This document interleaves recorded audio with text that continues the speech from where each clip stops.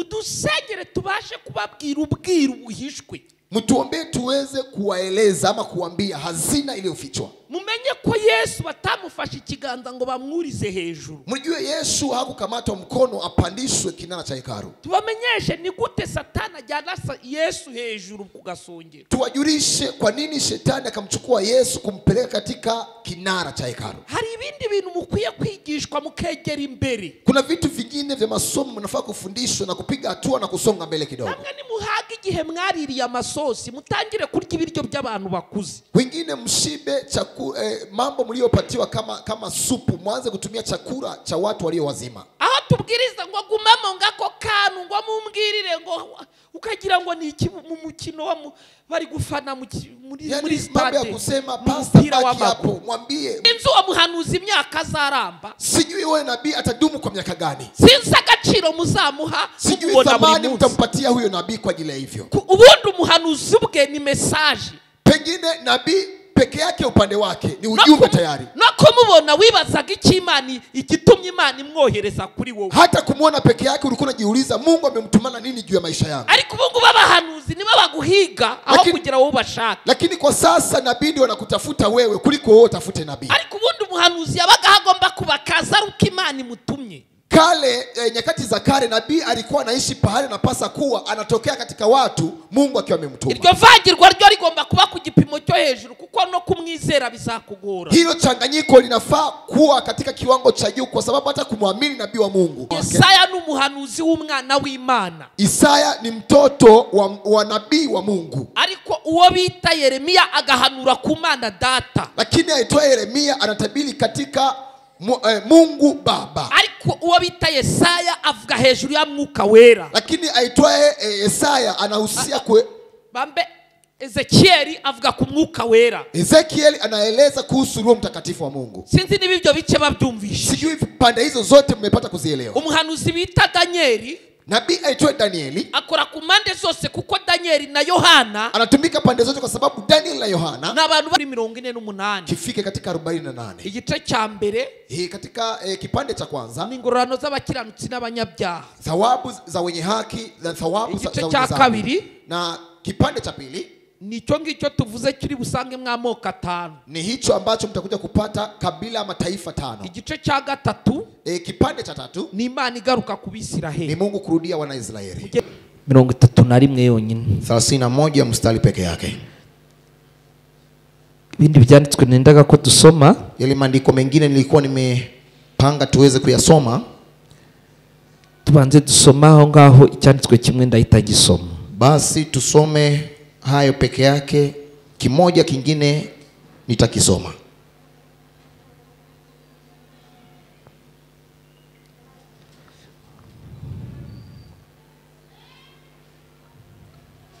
Na wahageze nga dufashe gusoma? Hakuna aliyefika tusaidie kusoma.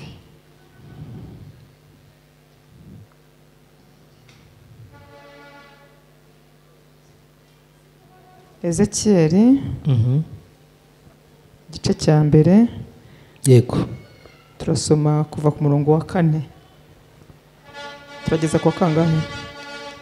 Ezekieli igice cya mbere 4 kugera. Soma umurongo wa 4.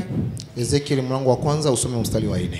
Ngo maze ngiye kubona mbona umuyaga w'ishuheri uje uturutse ikasikazi, igicu cya rukokoma gishibagura umuriro gikikijwe n'umucyo w'itangaza, kandi hagati y'uwo muriro haturukaga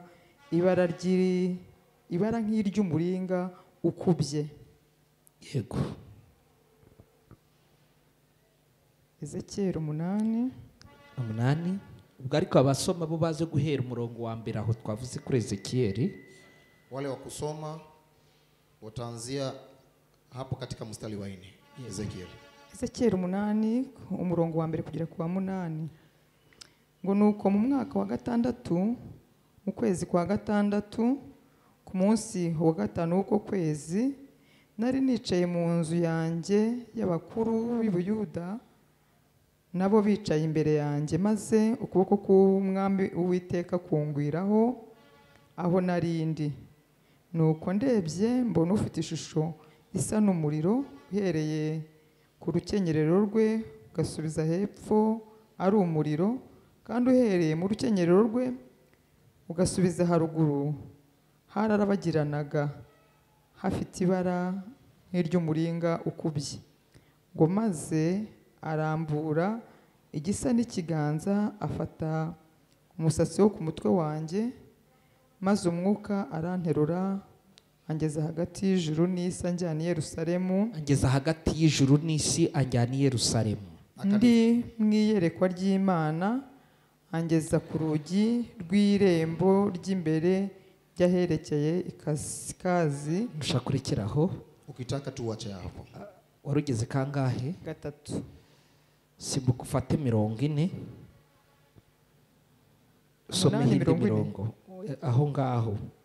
Ku murongo wa Ezekiyeli 40.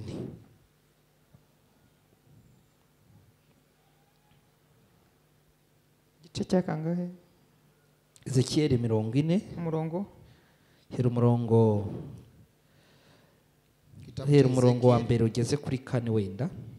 ni Ezekiyeli igice cya Ezekieli, 40. mlango Kaduhere wa- ku murongo wa mbere tuziye ku wa 4. Mlango wa 40 toka mstari wa kwanza mpaka wa 4. Ngo mu mwaka twari tumaze imyaka 25 tukiri abanyagano, mu itangira ry'umwaka ku munsi wa 10 w'ukwezi, hashize imyaka 14 umurwa ufashwe. Muri uwo munsi ukuboko k'Uwiteka kwangezeho maze anjyanayo, yangejeje mu gihugu cya Isiraheli ndi mu buryo Imana yerekesha abantu. Angeza mu mpinga y'umusozi muremure cyane aherekeye ikusi, ho kuri wo hari igisa n'umurwa wubatsweho. 3. Nuko anjyanayo, ndebye mbona umuntu uhagaze ku irembo, ishusho ye isa n'umuringa, afite umugozi w'imigwegwe n'urubingo rwo kugeresha mu ntoki. Maze uwo muntu arambwira ati, mwana w'umuntu, rebesha amaso yawe, wumvishe amatwi yawe, kandi ushyire umutima wawe ku byo ngiye kukwereka byose, kuko wazanywa aha no kugira ngo mbikwereke. Ibyo ubona byose ubibwire ab'inzu ya Isiraheli. Amen. Ndabasaba kunsomera aho warufashe nihe? Abaheburayo. Arengize ngo turasojeje, undi nawe nahita asoma Abaheburayo 30. Efeso. Mwingine atasoma kitabu cha Efeso 6:18 na 19. Dusorezaho. 6:18-19. Ngo erega biteye ubwoba gusumirwa n'amaboko y'Imana ihoraho. Peza. Ngo ariko mwibuke iminsi ya kera, uburyo mwihanganiraga imibabaro y'intambara nyinshi, mumaze kuvirwa n'umucyo. 33. Ubundi mugahinduka ibishungero, mugatukwa, mukababazwa, ubundi mugasangira imibabaro n'abagirirwa batyo. Ugeze kangahe? 34. Ntacyo ntushaka urarekeraho. Ntushaka kurekeraho. Ndasome Abefeso 6 18 na 19. Yego. Musengeshe umwuka iteka mu buryo bwose bwo gusenga no kwinginga, kandi kubw'ibyo mugumye rwose kuba maso, musabira abera bose. 19. Kandi nanjye munsabire mabwe kuvuga nshize amanga uko mbumbuye akanwa, kugira ngo menyeshe abantu ubwiru bw'ubutumwa bwiza. Data mu izina rya Yesu, Baba, katika jina la Yesu, ibiduhinyuza bibaye byinshi, yanayo kupinga imekuwa nyingi. turagusaba ngo uhagararane natwe, Tunakuomba ukasimama upande wetu wigaragaze, na ukadhihirike, wiyerekane, hata uonekane wiheshe ikuzo. na ujitukuze. Ibimenyetso n'ibitangaza Ishara kwa miujiza bibe kuri twebwe viwepo na kuonekana mu kwetu izina rya Yesu. katika jina lako Yesu. Amen. Amen. ndabigisha iminota mike cyane, nitawafundisha dakika chache peke yake, ariko Imana igushoboze lakini Mungu akuwezeshe kumva icyo ugomba kumva, kusikia kile ambacho unapasa kusikia, tutagendeye ku gihe n'iminota, yani bila kufuatiza dakika na masaa. Nduinginga Mwuka Wera Nitasi Roho Mtakatifu wa Mungu agufasha kugira icyo wumva, akusaidie uwe na jambo la kuelewa na kusikia. isumba byose baho umugisha. Bwana mweza yote awabariki. Ndabizi neza Mwuka Wera yagufasha. Najua vizuri Roho Mtakatifu wa Mungu anaweza kukusaidia. Hari ibintu mumaze iminsi mwiga, Kuna vitu zimepita siku za nyuma mkijifunza, ndi kubategeka gusenga, na waamuru kuomba. nta kindi maze iminsi mbasaba. Hakuna kingine zimepita siku nikiwaomba. Kuba twari turi kumwe kuwa gatatu, Wale tumekuwa nao siku ya Wednesday, muza amagambo nari ndi kubabwira, najua maneno nilikuwa nikiwaambia nikiwafundisha. nababwiraga amagambo Nilikuwa nawaambia maneno. avuga ngo umukozi w'Imana cyangwa umuhanuzi Maneno yanasema mtumishi wa Mungu ama nabii wa Mungu wabashije kurokoka, ambaye ameweza kupona, akaba nta cyari gukora, ambaye hana jukumu ama huduma anayoifanya, ntahataniye n'uwapfuye. hana utofauti na maiti ama mtu aliyekufa. Yezebeli atumereye nabi. Yezebeli upande wetu yuko hali mbaya. Uwo mwuka wa Yezebeli, Huyo roho wa Yezebeli, idini rishaka kuvuga nka mini gusa, idini rishaka kuvuga nk'ubwibone byonyine. yani dini kama kanisa inahusia kuizungumzia kama mambo ya kujiona peke yake.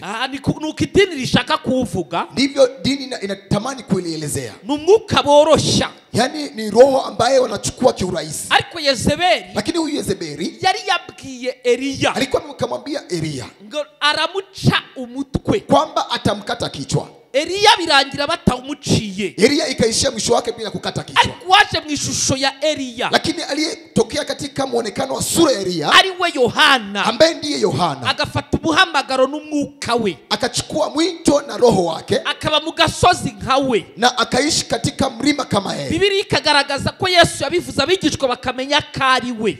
Biblia inadhihirisha kwamba Yesu alionekana na wanafunzi wake kujua kwamba ni yeye. Uwo mwuka wamuciye igihanga ari we Yohana. Huyo roho ulimkata kichwa ambaye ndiye Yohana. Ni ikintu kitaba kinyoroheye, Ni kitu ambacho si cha rahisi kwangu, kuko abantu benshi bafite ibintu byinshi bashaka kumva, kwa kuwa watu wengi wana vitu vingi wanatamani kusikia, ariko bifitanye isano no kuborohereza n'inyungu zabo. lakini vina mahusiano na kuwarahisishia pamoja na faida zao. Ntabwo bashaka kuzamuka ngo bajye ku rundi rwego bakora icyo bavukiye. Hawatamani kutoka hapo na kuinuka viwango wafanye kila walichozaliwa kufanya. Dusomye amagambo y'isumba byose, Tumesoma maneno ya Bwana, duhereye mu gitabo cya Ezekieli. tumeanzia kitabu cha Ezekiel. Ezekieli Huyu Ezekiel ni umwe mu bahanuzi bakuru. moja kati ya nabii wakubwa. Abahanuzi bakuru ni 4, Nabii wakubwa ni 4 ibitabo ni 5. na vitabu ni 5. Ni Yesaya, Ni Yesaya, ni Yeremia, Yeremia, ni uyu Ezekieli na Danieli. ni huyu Ezekiel pamoja na Daniel. Aba bahanuzi mvuze Hao nabii ambao nimetaja ibitabo bya 5 kubera amaganya ya Yeremia. ni vitabu vya 5 vyao kwa sababu tendo la Yeremia. Ndabifuriza ko Natamani kwamba abakristo mwese ba Israeli, na watakia Wakristo wote wa Israeli, uyu muntu duteze amatwi uzaho ibihe bigeze. na huyu mtu anayetutega sikio na kujua nyakati zimefika wapi. Yohana 4:23 Yohana 4:23 haravanga igihe kizaza panasema nyakati zitakuja abasenga data wanaomba Baba bibasabe kumusengera mu kuri no mu mwuka. iwapase kumwomba katika kiroho. Igihe cy'umwuka cyarageze, Kipindi cha kiroho kimefika. ntabwo tukiri mu gihe kisanzwe, Hatumo kwenye nyakati za kawaida, twasoreye mu gihe cy'umwuka. yaani kimetokelezea katika nyakati za kiroho. Muri bano bahanuzi rero, Katika hawa nabii sasa, nabo ubwabo wao peke yao bafite uko bagabanyijemo. wana namna wana vikundi vyao. Umuhanuzi bita Yeremia Nabii aitwaye Yeremia ni umuhanuzi ushinzwe kuvuga ku Mana Data. ni nabii, haja yake ni kusimamia kuzungumza Mungu Baba. Umuhanuzi Yeremia avuga ku Mana Data. Mungu Yeremia anahusia kuongea Mungu Baba. Nari kubaha reference zibibemeza. Ningewapatia mifano tofauti ya kuwafanya muelewe. Umuhanuzi w'Imana Data ni Yeremia. Nabii wa Mungu ni baba Yeremia. Umuhanuzi w'Imana Mwana ni Yesaya. Nabii wa Mungu Mwana ni Yesaya. Ibyanditswe muzabibona byinshi bitandukanye, yaba 6 yaba 7 yaba 31 yaba 51 60 61. Maandiko mtayaona mengi ikiwa 60, 65, 67 kuendelea. Nujya guverifia urasanga ibyanditswe byinshi bitandukanye. Ukienda kuchunguza na kuchambua utapata maandiko vingi tofauti Iyo uri tofauti. gusoma umuhanuzi Ezekiel, Ukiwa unasoma nabii Ezekiel, Ezekiel we ni mwuka wera. Ezekiel upande wake ni Roho Mtakatifu. Sinzi nibyo tuvuze babyumvisha. Sijui kama nilichokisema mnakielewa. Iyo bavuze Yesaya, Wakisema Yesaya ahanura ku mwana. anatabiri katika mwana. Dore umwana yatuvukiye. Ona mwana ama mtoto amezalika kati yetu. Abari kuvuga hejuru y'umwana. Yani anaeleza historia kuhusu juu ya mwana. Nusoma za 60. Ukisoma juu 60 azaba kivuga hejuru y'umwana ni 61. atakuwa akieleza kuhusu huyo mtoto paka 61. Ugakufana hose ugakomeza. Toka hapo kote na kuendelea. Yesaya n'umuhanuzi w'umwana. Yesaya ni nabii ambaye ni mtoto. Nago ndi kuvuga umwana nkawe. Sisemi mtoto kama umri kama wake. Yesaya n'umuhanuzi w'umwana w'Imana. Isaya ni mtoto wa nabii wa Mungu. Ariko uwo bita Yeremia agahanura ku Mana Data. Lakini aitwa Yeremia anatabiri katika Mungu Baba. Ariko uwo bita Yesaya avuga hejuru ya mwuka wera. Lakini aitwa Yesaya anahusia bambe Ezekiel avuga ku mwuka wera. Ezekiel anaeleza kuhusu Roho Mtakatifu wa Mungu. Sinzi niba ibyo bice babyumvisha. Sijui pande hizo zote mmepata kuzielewa. Umuhanuzi bita Danieli, nabii aitwa Danieli, akora ku mande zose kuko Danieli na Yohana anatumika pande zote kwa sababu Daniel na Yohana na abantu bari bashinzwe kuvuga ibigendanye n'ibihe bizaza by'umwihariko mu minsi y'imperuka. Ni watu jukumu lao ni kutangaza nyakati za mwisho kibinafsi. Rero nk'umukirisitu, hivyo kama Mkristo umaze kunyumva ibyo mvuze, ambaye umepata kunisikia hayo nimesema, kagendera ku gihe tugezemo, na uzingatie nyakati tulizo nazo. mukwiye kumenya ko musore mu gihe cy'umwuka, mnafaa kujua mmetimia ama mmeingia katika nyakati za kiroho. mukwiye gusoma cyane, mnafaa kusoma zaidi ibitabo by'iminsi ya nyuma y'imperuka, vitabu za siku za mwisho kabisa, by'umwihariko ubwo ni Danieli ndetse n'ibyahishuriwe Yohana. yani vitabu vya msingi ni Ufunuo na kitabu cha Yohana. Ariko by'umwihariko nanone, lakini kibinafsi tena mukwiye gusoma ibitabo bifitanye isano na mwuka wera. mnafaa kusoma vitabu vyenye mahusiano na Roho Mtakatifu wa Mungu. Icyo gitabo nta kindi ni Ezekiel. Kitabu sio kingine, ni Ezekiel. Umukristo wese wa Israeli n'undi bukunzi w'iby'umwuka, na Mkristo yeyote wa Israeli na mpenzi mwingine yeyote wa mambo ya kiroho, mutegetswe gusoma Ezekiel mukayinywa. yani unapasa kusoma Ezekiel paka unaikunywa kweli kweli. Wahagira ibibazo mugumye mubaze. Yani ukipata shida katika kitabu hicho uulize maswali. Ezekiel agabanyije mu bice bitatu. Yani amegawanyika kwenye vikundi aina tatu. Ezekiel kuva ku gice cya mbere ugeza kuri 23. Ezekiel sura ya kwanza 23 mstari. Ariko by'umwihariko ufatire kuri 22. Lakini ya kipekee anzia katika 22. Uzasanga agaruka ku bice bibiri byonyine. Utapata anajirudia katika sura mbili peke yake. Nuburi gusoma uzasanga ari kuvuga ingororano z'umukiranutsi n'ingororano z'umunyabyaha. Ukiwa unasoma utapata akiongea kuhusu thawabu ya mwenye haki na thawabu ya mtenda dhambi. Aho rero kuva aho ngaho na kutoka mahali hapo ukagenda ukageza kuri 34 ijya gushira, ufikishe mstari 34 ukiwa unaendelea kumaliza. Aho ngaho urahasanga moko 5 niyo Ezekiel avugaho. Hapo utapata 5 ndio Ezekiel anahusia kuongea. Ayo moko 5 na yahe? Hizo aina 5 ni gani? Na Abamoni na Abamowabu, Etire, Sidodi na Egiputa. Ni Emoni wa Moabu, Etiro, Esidodi na Egypti. Esidodi na Egiputa. Esidodi na Egypti ama Misri. Na moko 5. Ni kabila ama taifa 5. Ibyo bice byose mvuze, hizo vikundi zote nimesema, nta bindi uzasangamo bidafitanye isano nayo moko. Hakuna vingine utakuja kupata ndani zenye hazina mahusiano na hizo taifa ama kabila nimesema. Iya Abisiraheli bananiraga Imana, ikiwa na Israeli wakiwa na mshinda Mungu, yafatagwa bamwe mw'ubwo bwoko mvuze, alikuwa anachukua moja kati hizo kabila nimetaja, akabaha imbaraga bagakubita Abisiraheli kugira baongere bashaka Imana. Anawatia nguvu na kutandika Wanaisraeli warudie tena kumtafuta Mungu. Bakongera kushaka Imana umwete biturutse ku byababayeho. Na wanarudi kumtafuta Mungu kwa bidii kulingana na matokeo imetokea kwao. Ariko nimba muri gusoma muri ibyo bice, na ikiwa mnasoma katika hizo sura, muri buze gusanga hari ahantu Imana iri kugaruka ihana ayo moko atanu. Utapata kuna pahali maandiko yanarudi kueleza Mungu akiwa na adhibu hizo kabila mataifa 5. Kuko buri bwoko Na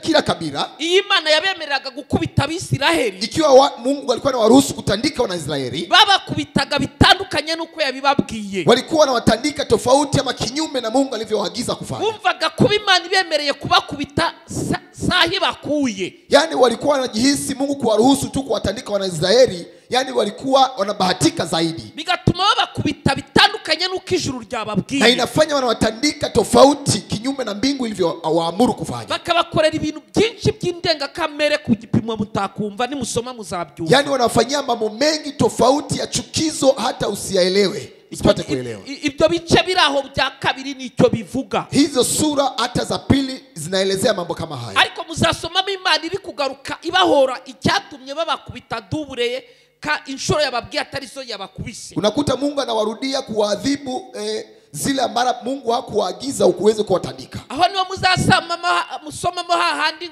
ngo yewe Ifarawo ngo nakuvunye ukuboko kumwe ngo hasigara ukundi n'ukundi nakonje kukuvuna. Bene ibyo bintu musoma naho mubisanga. Ndipo maandiko yanasema Farao nimekuvunja mkono mmoja na bado hujakoma, narudia kwako nikuvunje mkono uliyebaki. Maandiko hayo mtazidi kuyasoma hapo ukiendelea. Ibyo byanditswe igituma mbabwira gutyo. Haya maandiko mimi kuwasukumia kuambia hivyo nukugira ngo ntabatuma gusoma Ezekiel ngo muyisome nk'abari kureba imbwireba televiziyo. Si kwamba ni watume kuangalia kusoma Ezekiel, yani muwe kama umbwa ya watch TV.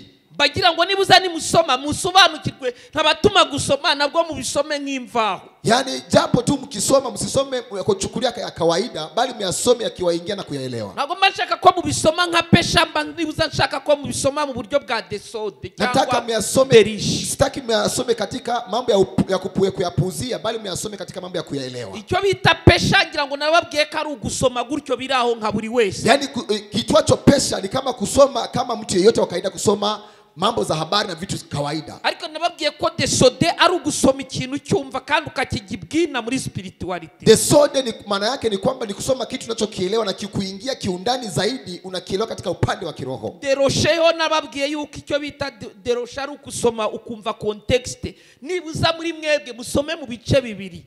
Bali niliwaambia muweze kusoma na kuweza kusensi mambo kama hayo katika sura 2 peke yake. Nibuza mbumve muri context no kumva icyo byashakaga kuvuga, n'ababirenga kumva gusa bakagibwina bw'icyanditswe. Yani kusoma na kusudia kusema ina maana gani neno ambalo umelisoma. Mubikugenze gutyo bizoroha nimusoma Ezekiel. Myafanye katika mbinu hizo ama namna hiyo, itakuwa rahisi kwenye mkisoma Ezekiel. Ufite 3:4 toka 34 mu ntango uhereye nk'itatu gatanu nibwo bihita ubyumva neza. Kutoka saa 65 ndipo unaanza kuelewa vizuri. Muratangira kubona Imana igaruka ku Bisiraheli. Mungu anaanza kuona Mungu akirudia tena kwa Wanaisraeli. Imana ibwira Abisiraheli kibagarutseho. Mungu akawaambia Wanaisraeli kwamba amewarudia tena Bwana. Ibyo murabisoma murinda mugeza ku gice cya 48. Hao mtasoma katika sura hiyo paka 48.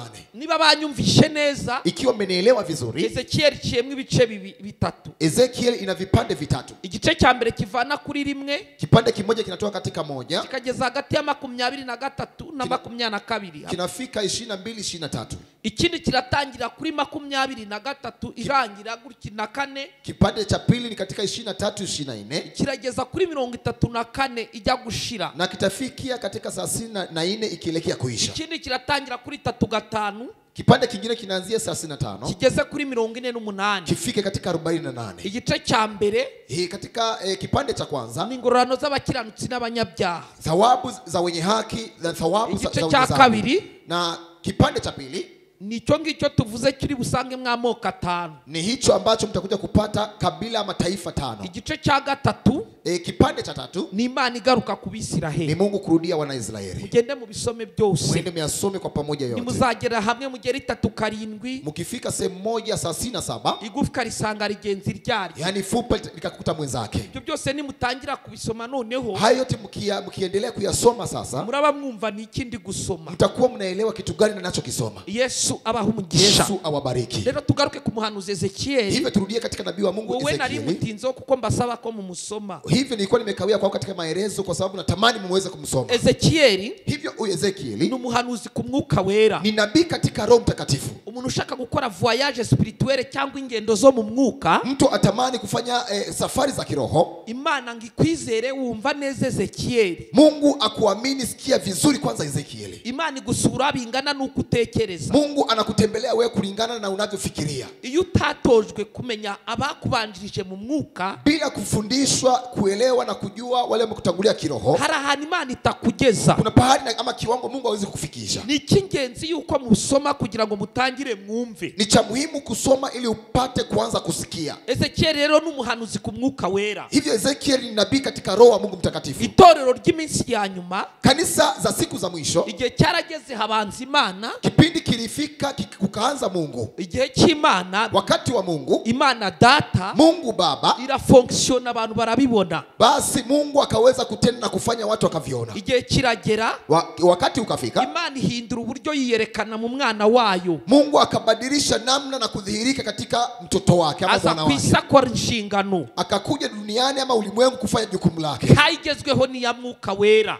Basi kipindi kimefika ni cha Roho wake Mtakatifu. Imana mu butatu bwayo Mungu katika utatu wake, yashimye kutunyuramo gutyo. basi amependa kutupitia katika namna hiyo. Iryo niryo torero rya nyuma rikwiye kuba ryumvira mwuka wera. Hilo ndio kanisa la mwisho linafaa kutii na kusikia Roho Mtakatifu wa Mungu. Yesu arabisobanura ko uwo naza azababwira n'ibyo atababwiye. Yesu akaeleza vizuri, huyo akitokea atawaambia na kuwaeleza yale ambayo Yesu hakuambia. Yohana 8:31 Yohana 8:31 abwira abayuda bamwemeye, akawaambia Wayuda waliomkubali, muzamenya ukuri kubabature. mtajua ukweli na ukweli waweke huru. Iyo umuntu aba mu ijambo ry'Imana, Ikiwa mtu anaishi katika neno la Mungu, yegera imbere mu kumenya ukuri, anasonga mbele na kujua ukweli, ariko kugushyira mu bikorwa lakini kutia katika matendo bisaba mwuka wera. inabidi Roho Mtakatifu. Nta mwuka wera, Bila Roho Mtakatifu, ibyo uzi ntago bizajya mu bikorwa. unayoyajua hayawezi kuingia katika matendo. Uwo mwuka wera ni Huyo uzagushoboza Roho Mtakatifu atakusaidia, gufata inyuguti zambara umubiri. yani kuchukua alfabeti na kuzivarisha mwili. Bamwe muri mwebwe ntimurirukana dayimoni, Nyinyi kati yenu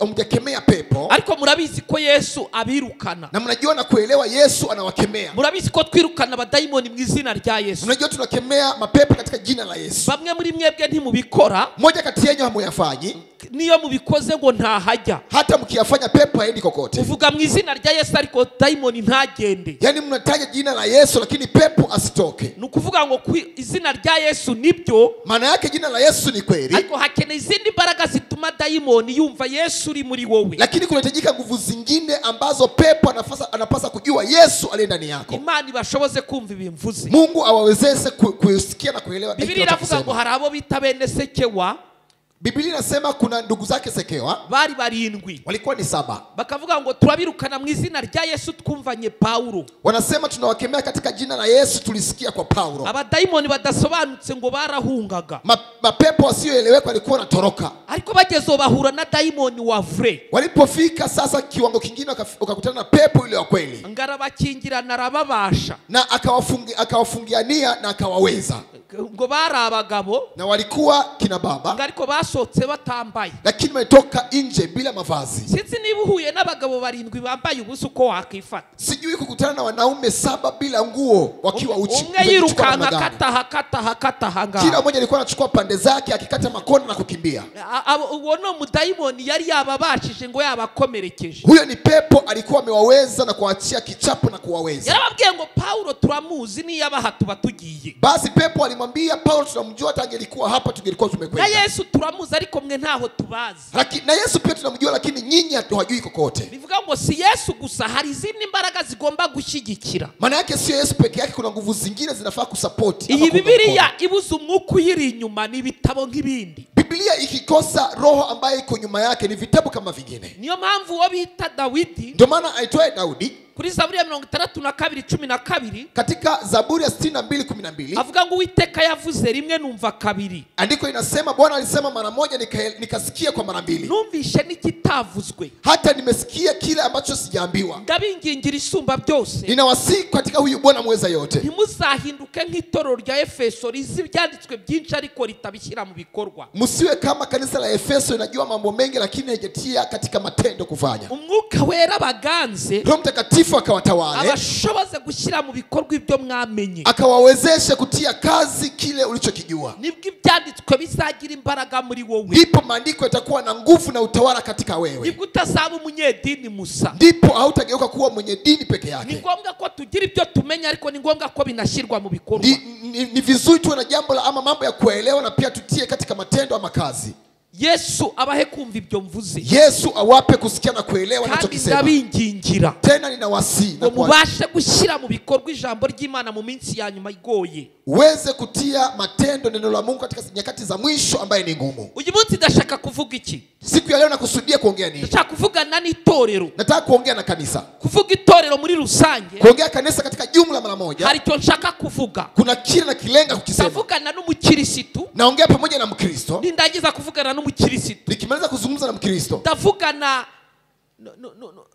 na ministere 5 nitazungumza na ministry 5 za zindi Imana Yesu yahaye itorero, zile ambazo Yesu alikabidhi kanisa kugira ngo ritanyanyagira, ili lisiweze kusambaratika. ndavugana n'abinginzi, naongea na waombolezaji ama wana maombi. sinavuga itorero ngo nibagirwa abinginzi. Siwezi kuliongea kanisa nisahau wana maombi. Muri rusange ndavugana n'abanyempano muri rusange. Jumla kwa pamoja naongea na watu wenye karama. Yesu abaha umugisha. Yesu awabariki. Nikishaka ko mwumva, Kitu gani nakusudia muweze kukielewa? isi y'umwuka igira amahame, Ulimwengu wa kiroho una kanuni zake ama sheria zake.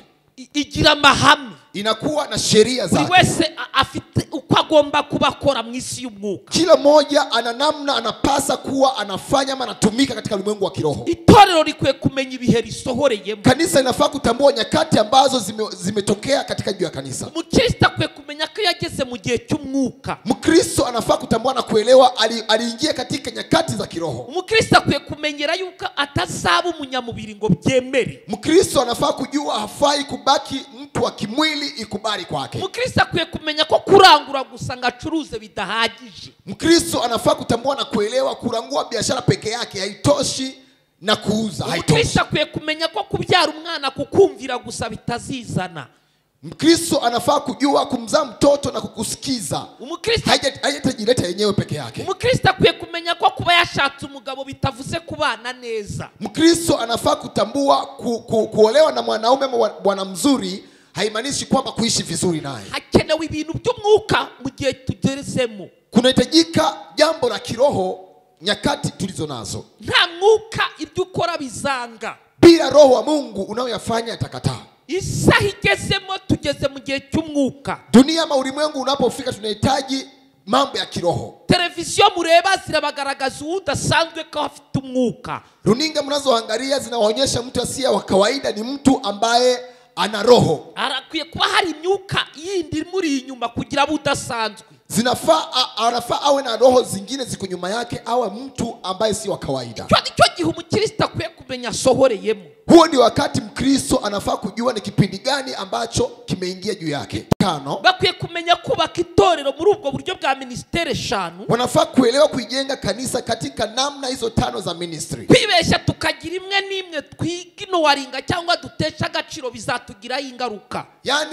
Yani tukipuuzia moja kati ya hizo tusiweze kuijali ama kuifanyia kazi, lazima madhara tutaziona baadaye. Kandi uruhare rw'abasenzi n'abinginzi bakwiye kuba tayari kugira ngo bamenye icyo gukora, basengera itorero. Uhusika wa watu wa kanisa na wana maombi wanafaa kujua kitu gani wakifanya na pia walilie na kuliombea kanisa. Ni kingenzi ko impano zikwiye gukorera mu rusengero zitandukanye ntayo dusize. Ni cha msingi karama zianze kutumika ndani ya kanisa kila mmoja bila kuacha mtu. Buri mpano yose irakenewe mu rusengero ngo ibyazwe umusaruro. Kila karama yoyote inahitajika kanisa la Mungu ili ikaweze kuzalisha matunda. Kwikanga hari impano twatakaje egare gukubitwa na Satani kuko si imbaraga zacu n'izimana zo kudufasha aka kazi. Yani kushtukia pia tumepoteza karama hata kama ni moja, ni kipigo cha shetani juu yetu, kwa sababu ni Mungu anatuwezesha katika hii huduma. Imana ibahe kumva ibyo mvuze mu magambo make. Mungu awape kuelewa katika hili naliongea katika maneno machache. Reka ngaruke gatoya. Acha nirudi hapa kidogo. Igira bamwe kuba intumwa, Akafanya moja kuwa mitume, abandi kuba abahanuzi, wengine kuwa nabii, abandi kuba abigisha, na wengine kuwa walimu, abandi kuba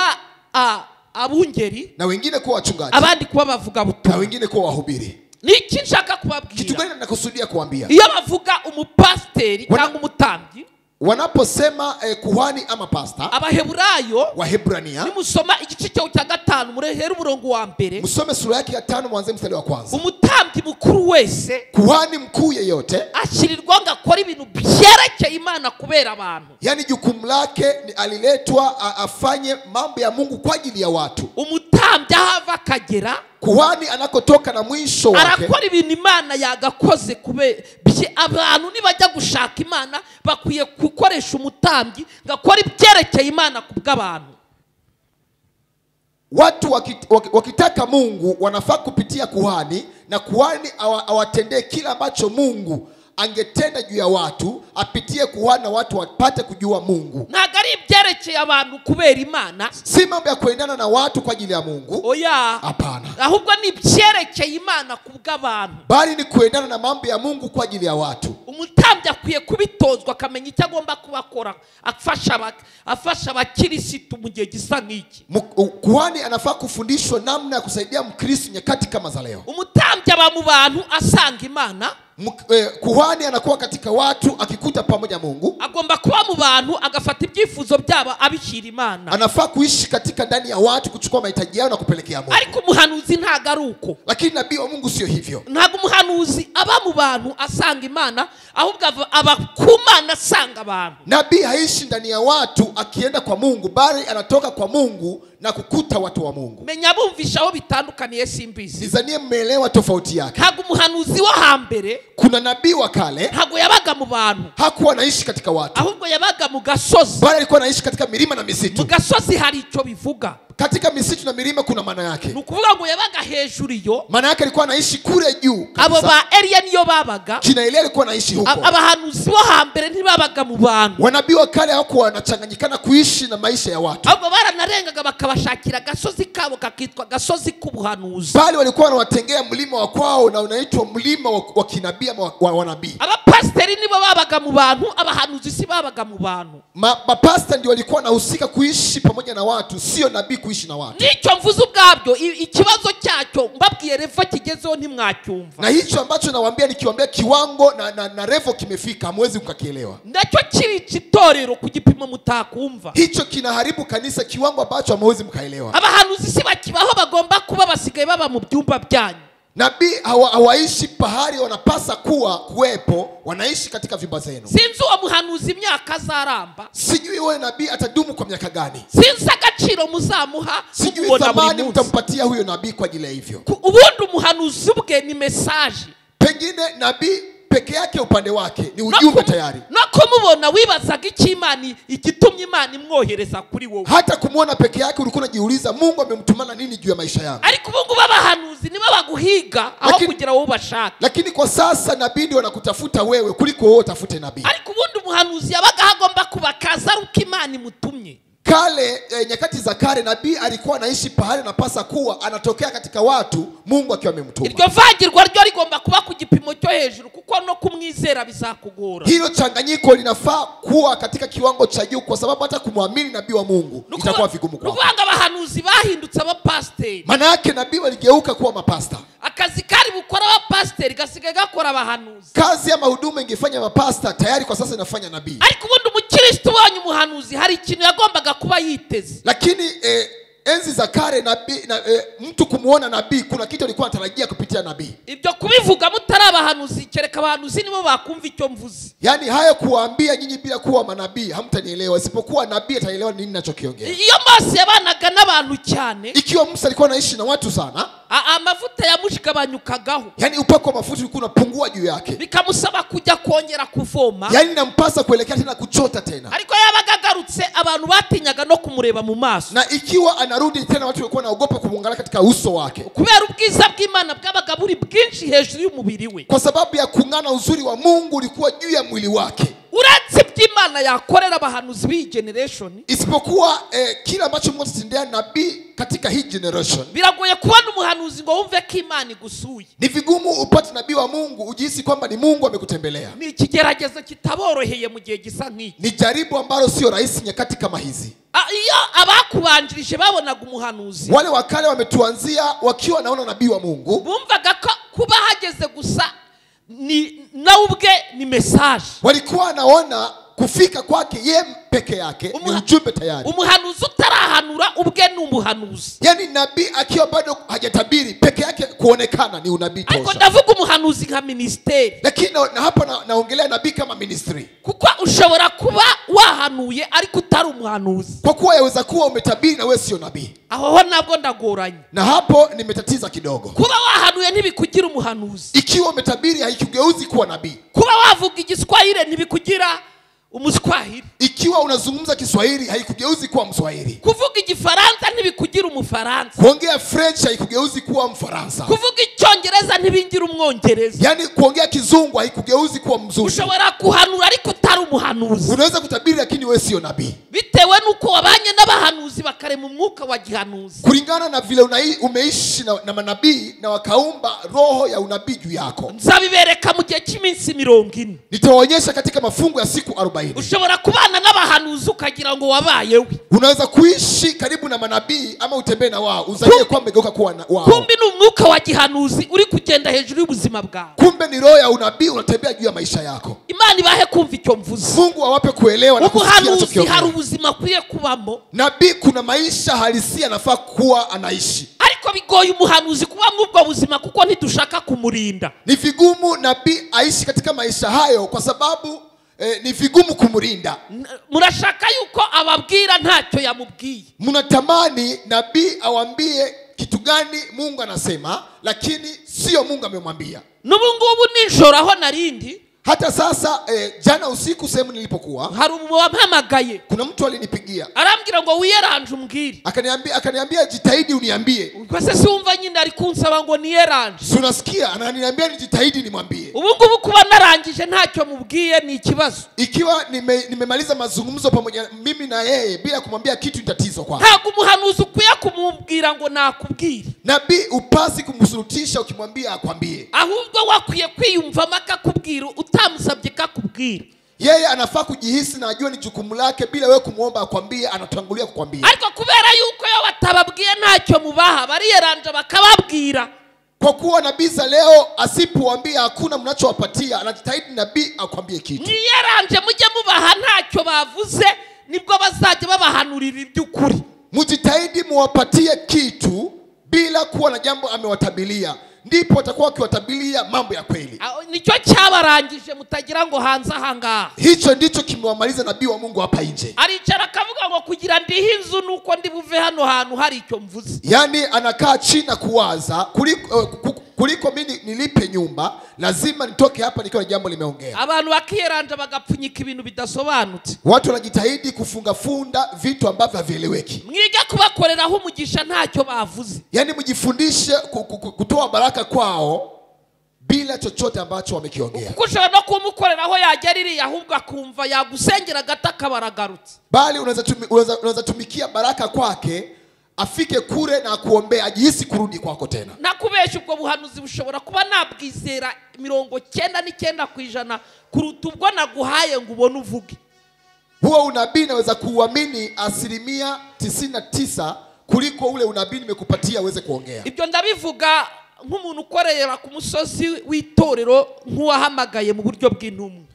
Hayo ninaongea kama mtu aliyeitwa katika mlima, katika namna ya kanisa na namna ya mtume. Yesu abaho umugisha mwinshi. Yesu awabariki katika jina la Yesu. byaryo byose muri kumva ni hehe umuhanuzi ari, ni hehe umutambyi ari. Haya yote mnayasikia, ni wapi nabii aliko, ni wapi kuhani aliko. Noneho n'igitangaje abo bantu babiri, Na cha kushangaza, watu wa aina mbili hao bari gutwara ibintu bidahuye. wanabeba ama wanapeleka vitu ambavyo havipatani kokote. Turi guhura n'abahanuzi batwara iby'abatambyi, Tunakutana na manabii ambao wamebeba vitu vya makuhani, tugahura n'abatambyi batwaye iby'abahanuzi. na tunakutana na makuhani ambao wamebeba vitu vya kinabii.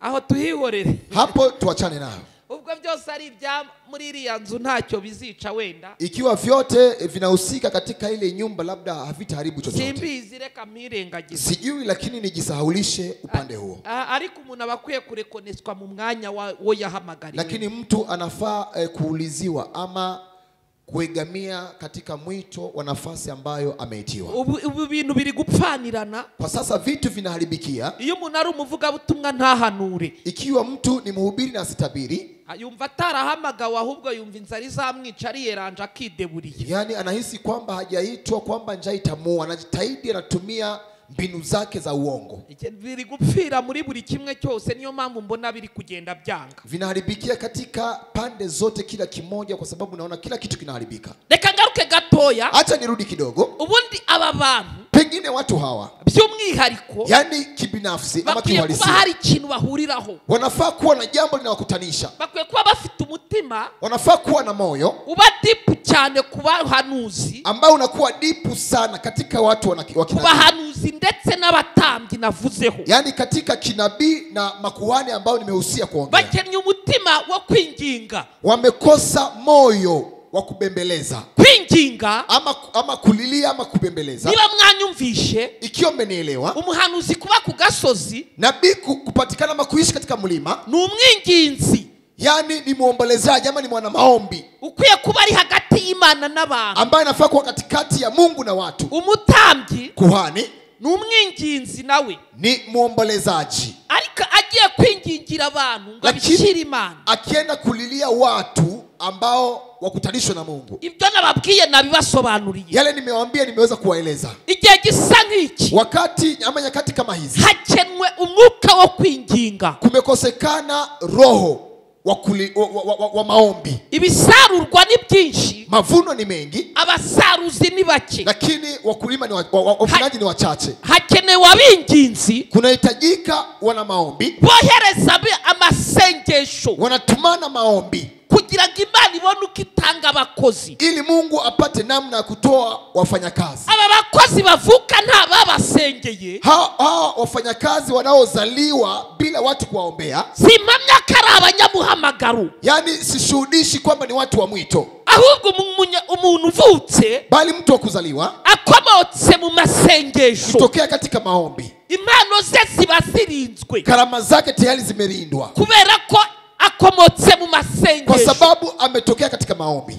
Yesu yari ari hagati yawe n'Imana, Alikuwa katikati ya wewe na Mungu. niyo mpamvu apfa ku giti agapfira ku musaraba, Ndio sababu ya kufia katika msalaba, hagati y'abantu katikati ya n'Imana. watu na Mungu. Ndi kuvuga kwinginga. Ninaongea kuhusu maombi. Umwinginzi Muombolezaji ama mwana maombi arasenga, anaomba, akingingira abantu, analilia watu, agasengera abantu, anaombea watu, babe bamuzi cyangwa batamuzi. wakiwa namjua ama wasipomjua. Umwinginzi ni urutirigongo. Yani muombolezaji ni kama tuseme mti wa mgongo. Ntabwo Imana izigera ibana nanjye ahagaragara Mungu hawezi kuishi pamoja nami sehemu ya kuonekana kuruta uko ibana nanjye ahatagaragara, kuliko Mungu kuishi nami sehemu isiyoonekana. ni icy'ingenzi ko menyera ko izabana nanjye hano gakeya unanagereranyije uko tubana hataboneka. Ni la msingi kuelewa na kujua Mungu kuwa pamoja nami sehemu ya kuonekana zaidi na kuwa na mimi sehemu isiyoonekana. Twasomye ibyanditswe, Tumesoma maandiko. Ezekiel imujyana hagati akampeleka katikati y'ijuru n'isi, ya mbingu pamoja na dunia. Yesu apfira aho hagati, akafia hapo katikati.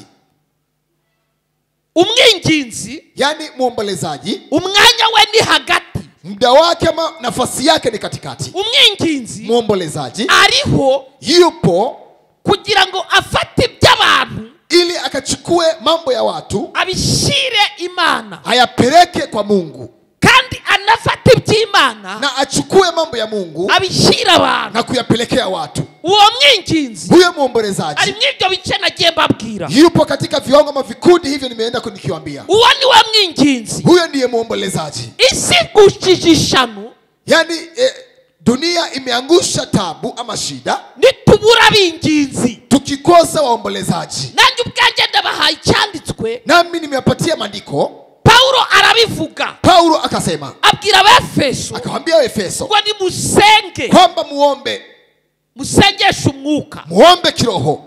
Gusengesha umwuka Muombe kiroho ni ugusenga mu rurimi. ni kuomba katika ndimi. Nzabisobanura. Nitawaeleza tena. Yavuga ngo nsengesha umwuka n'ubwenge. Nikisema naombea kwa roho na akili, Gusenga mu bwenge kuomba katika akili ni ugusenga ibintu bifatika byo wumva. ni kuomba vitu vinavyoeleweka na unavyovisikia. Iyo uri kwirukana dayimoni, Ukiwa unakemea pepo, nta gusenga mu rurimi. huwezi kuomba katika ndimi. Biriya mbibonye hanze aha, Vile vitu nikiviona hapa nje, bibonamo ubushishi bw'abantu. yeye naviona upumbavu mwingi ndani ya watu. Ntabwo umuntu wirukana dayimoni avuga mu rurimi. Mtu wa kukemea pepo hawezi kunena kwa ndimi ama kwa lugha.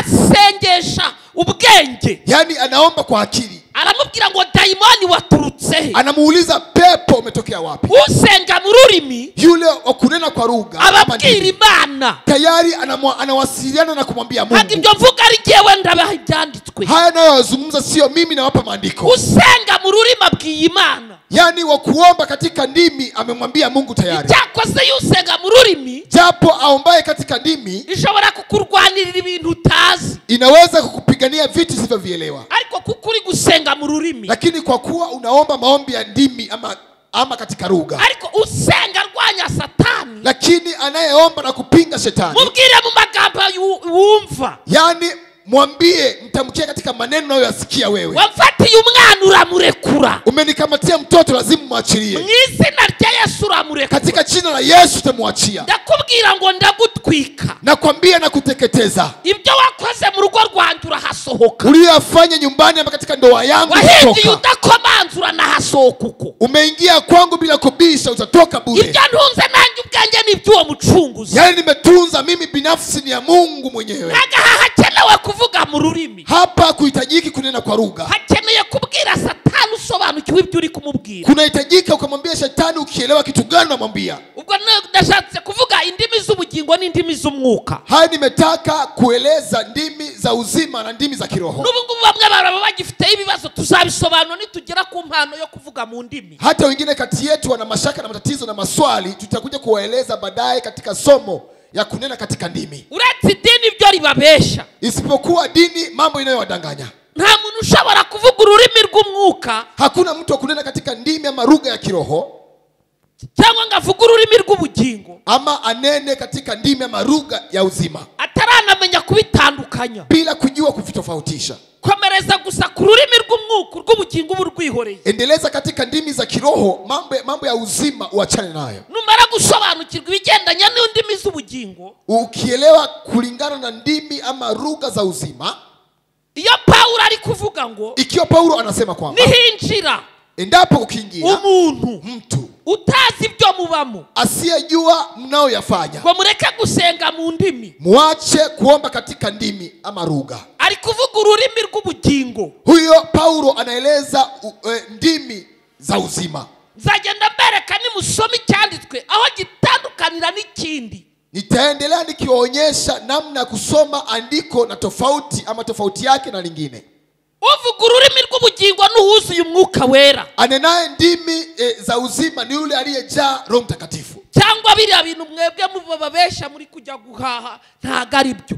Ama vile vitu wanawadanganya mnaenda kutafuta ama kusikia, si vya kweli. Mwuka wera ni ubasha kubaha kuvuga mu ndimi. Roho Mtakatifu wa Mungu ndiye anawawezesha. Ibintu yanga mu bantu, Yupo ili awe na mambo ya kukataa katika watu. Imana nijya kugira ibyo ikora biri negatifu mu bantu, Mungu akiwa na mambo ya kuja kufanya ambayo ni negative katika watu, abwira Imana oya. amwambie Mungu hapana.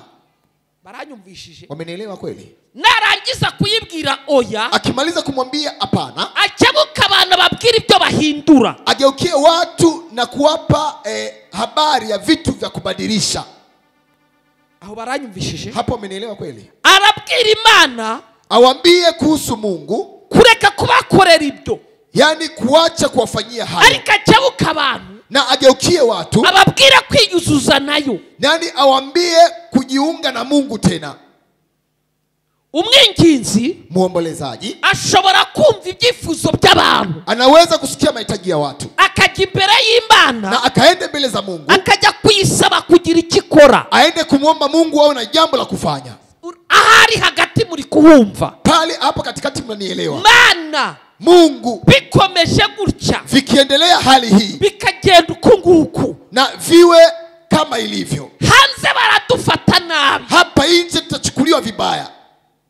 Mana yo mwijuru, Mungu wa mbinguni, mutabari, msaidie, korera izina ryawe tumikia jina lako kwanditse mu ruhanga rwe, uliandika juu ya kichwa chake. Mana Mungu, uwo nguwo mtu kama huo avuye mu bana sanze Imana, ametoka katika watu, amekuta Mungu.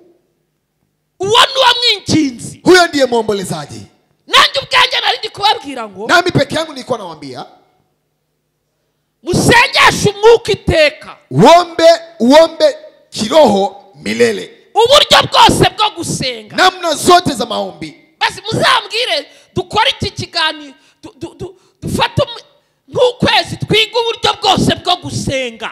Nataka tuchukue kama mwezi mzima, tuchukue namna tunaweza kufanya katika Twigire kuomba. ijambo rivuga ngo uburyo bwose bwo gusenga. Tulisome, tujifunze hili neno linasema tusome namna zote za maombi. Ubwo buryo ni ubuhe cyangwa ni ukutabumenya? Hizo namna zote ni za aina gani, ama ndio kutokujua? Hari uburyo bwose bwo gusenga. Kuna namna zote za kuomba. Bivuga ngo buri kriya burazwi. Maana yake huko clear na kujulikana.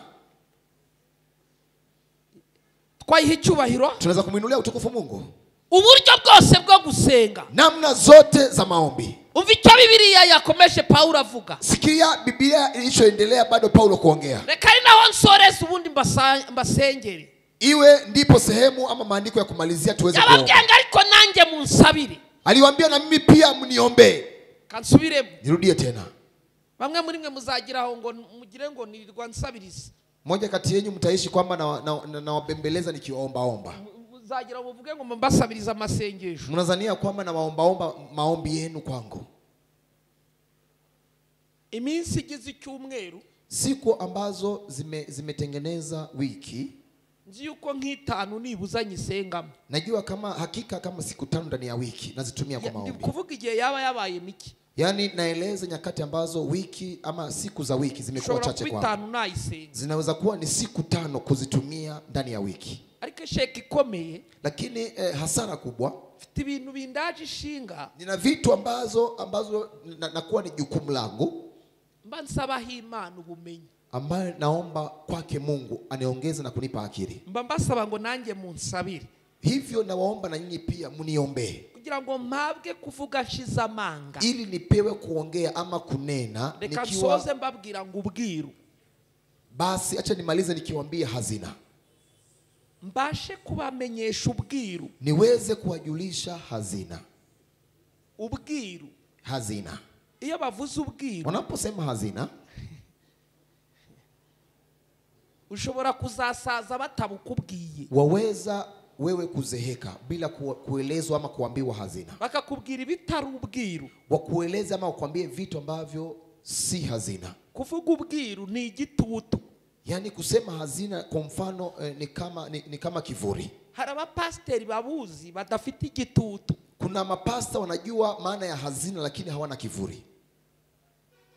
Hari n'abatabuzi nabo batigeze babumenya. Na kuna mapasta hawajui hazina, hawakuwahi kujua tena hazina. Iyo mbasaba, ninapowaomba kugira ngo munsengere, ni ili kwamba mchukue jukumu la kuniombea, tubashe kubamenyesha ubwiru, tuweze kuwajulisha mambo ya hazina. Aho iminsi igeze ntibubushaka bamwe. Yani nyakati zilipofika za leo, wengi kati yetu hawataki mambo ya hazina. Ibintu by'ubwiru biragoye. Vitu vya hazina vinatatiza na ni vigumu zaidi. Uretse umupasteri umuhamagaro ntago byoroshye kubivuga. Isipokuwa pasta aliyoko ndani ya mwito sio rahisi kuzungumza hazina. menya mu minsi yashize byari byoroshye kubuvuga, Nizanie nyakati za nyuma ama siku za nyuma ilikuwa ni rahisi kuongea, ariko iyi minsi y'imperuka iragoye kuvuga mu bwira. lakini hizi nyakati za mwisho ni vigumu kuweza kuongea kuhusu hazina. uraba ukivuga hari abantu bari guhaguruka ngo bagufate umunwa. Tayari ukianza kuzungumza kuhusu hazina, kuna watu watasimama kinyume na wewe wakufunge mdomo wako. Uterura ugiye kuvuga ugasanga hari itsinda ritari ritoya ryiteguye kumena amafaranga ngo uzibe. Yani ukiinuka kueleza kuhusu hazina, kuna kikundi kiko tayari kutoa gharama ya pesa ili kikufungishe kinywa unyamanze. Tusohoreye mu gihe kitoroshye, mwabyemera mutabyemera. Tumeingia katika nyakati kigumu, ukubali usikubali. Kandi mutabwiwe ubwiru isi izabamira. Na msipoelezwa na kufichuliwa hazina muelewe, ulimwengu ama dunia itawameza. Musengera abapasteri bababwira ubwiru babuhishe. Muombe mapasta hazina iliyofichwa waweze kuambia. Babamenyesha ibigendanye n'isi y'ibitaboneka mutabwiwe. Wawajulishe mambo ya kuendana na ulimwengu ya vitu visivyoonekana na hamukuambiwa. Babamenyesha ibintu byagiye mu itorero rikabyambura imbaraga. Wawajulishe na kuambia vitu vimeingilia kanisa na kunyang'anya nguvu ya kanisa. Mudusengere tubone uko dutinyuka kubivuga. Mtuombe ili tupate ujasiri wa kuweza kuyaongea. Tubabwire ubwiru buhishwe mu ijambo ry'Imana. Tuweze kuambia na kuwaeleza hazina iliyofichwa katika neno la Mungu. Biblia irabivuga mu Baheburayo 5:11. Biblia inasema katika Wahebrania 5:11. Hari ibintu bigoye gusobanurwa. Kuna vitu ni vigumu kuvieleza. Umuntu uri kuza agenda adashaka kwicara ngo yige ntago wabona uko bimubwira. Mtu anapokuja na kupita zake na kwenda, huwezi kupata nafasi na muda kuweza kumwambia na kumuelewesha. Iminsi y'imperuka abantu barirarira. Nyakati za mwisho watu wanajiachia. Abantu bo minsi y'imperuka ntibakunda ijambo. Watu wa nyakati za mwisho wapendi neno la Mungu. Ntabwo ibyo bintu muzi ko mubibabaye kuruta ikintu cyose. Hivyo vitu hamjui kwamba mnavihitaji zaidi kuliko chochote kitu. Hari umupasteri waje ahangaho ubushize mwabonye. Kuna pastor aliyekuja siku za nyuma hapa na mlimuona. Burya njya kubwiriza mu giterane cy'ubushize. Nilipoenda kuhubiria katika kurse ama mkutano uliopita, Yarambwiye ngo naturutse kure. aliniambia nimetokea mbali. Nutabwiriza ndataha mbabaye. Usipohubiria nitatoka nikiwa nimeumia. Ntugire ngo ndakuze. Usizanie kwamba mimi nina umri wa mtu mkubwa. Hari ibintu ntamenye. Kuna vitu ambavyo sijapata kujua. Ndamwaza ngo none se kushaje urabikoresha iki? Na nikamuuliza, mbona umezeeka? Utavitumia nini vitu hivyo? Kuki utabimenye hakiri kare? Mbona haukutenga muda na uvijue mapema? Tiwenda bimenzagira cyo mbimaza simbizi. Huenda mara moja nitapata mambo ya kujifaidi nayo, sijui, lakini ibyo nkubwiye ni ikiganiro nagiranye nawe. haya ninakwambia ni story ambayo amekuja kunihusia akiniambia. Mudusengere tubamenyesha ukuri kw'ijambo ry'Imana, tubabwire ubwiru. Mtuombe tuambie ukweli wa neno la Mungu ama hazina iliyoko ndani ya neno la Mungu. Iyo muza kuba mu nama zanjye muba mwarabwiye abantu bangi byamvuyeho. Mungelikuwa katika mikutano yangu, mngetangazia watu mambo ama vitu vilivyotoka kwangu. Kubabwira ibintu bidafitanye isano n'umugambi w'Imana, ahari ubushake bw'Imana niho hari imbaraga z'Imana. Kuambia vitu ambavyo havina mahusiano na Mungu, pahali kuna mapenzi ya Mungu, pahali kuna Mungu, kuna vitu vya Mungu, ndipo kuna mahusiano ama kusudi la Mungu. Kubera ko rero umuntu ari kubwiriza ibitari mu bushake bw'Imana, ari gushaka handi imbaraga. Kwa sababu mtu haongei vitu vilivyo na mpango wa Mungu, anatafuta nguvu kwingine. Ahari ubushake bw'Imana niho hari imbaraga. Pahali kuna mapenzi ya Mungu ndipo kuna nguvu. Mudusengere tubashe kubabwira ubwiru buhishwe. Mtuombe tuweze kuwaeleza ama kuambia hazina iliyofichwa. Mumenye ko Yesu batamufashe ikiganza ngo bamwurize hejuru. Mjue Yesu hakukamatwa mkono apandishwe kinara cha hekalu. Tubamenyeshe ni gute Satana ajyana Yesu hejuru ku gasongero. Tuwajulishe kwa nini shetani akamchukua Yesu kumpeleka katika kinara cha hekalu. Hari ibindi bintu mukwiye kwigishwa mukegera imbere. Kuna vitu vingine vya masomo mnafaa kufundishwa na kupiga hatua na kusonga mbele kidogo. Namwe ni muhaga igihe mwaririye amasosi mutangire kurya ibiryo by'abantu bakuze. Wengine mshibe mambo mliopatiwa kama supu, mwanze kutumia chakula cha watu walio wazima. Aho tubwiriza ngo gumamo ngako kanu ngo mumbwirire ngo ukagira ngo ni iki mu mukino bari gufana muri stade. Mambo ya kusema pastor baki hapo, naomba umwambie hapo mahubiri iko sawa. Mambo ya kuongea kama wafuasi wa mipira sio vizuri.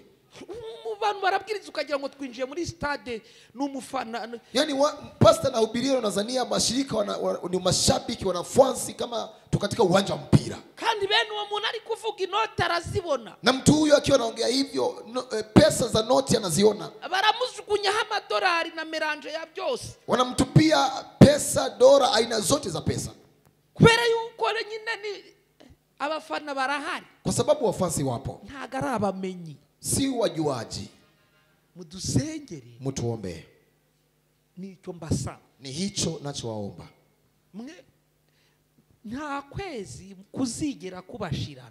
Hakuna mwezi utakuja kuisha kwenu. Narababwira ngo nyahamwe na mudusengere. Bila kuambia ama kuwakumbusha muweze kutuombea. Turabasengera ariko namwe mudusengere. Tunawaombea ndio kama watumishi wa Mungu, lakini nanyi pia mtuombee. Kwe kubaha ibintu twise mu ishuri biraho ngo twasoma by the way. Yani tusiwape mafunzo ama vitu vilivyoko tu vya kawaida. Kama masomo tukisema by the way. Tukene kubaha ibintu Mwuka Wera yanzuye. Tunafaa kuwapatia vitu ambavyo Roho Mtakatifu yani ameamua ubutumwa bugendanye n'igihe musohoreyemo. Injili inaambatana na nyakati ama kipindi tulichoingia. Ubutumwa bubafasha gusigwa imiti ntibafate. Yani injili inawasaidia kupakwa madawa na isiwakamate.